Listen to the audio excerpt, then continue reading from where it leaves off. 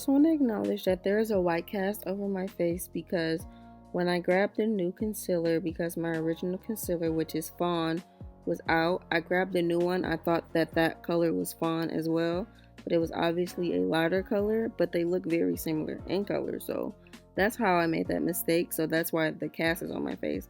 But don't worry, I'm about to fix it right now, so it's going to look very much my skin tone afterwards. And I'm just doing this by mixing the contour palette color and then also with my setting powder by my banana setting powder.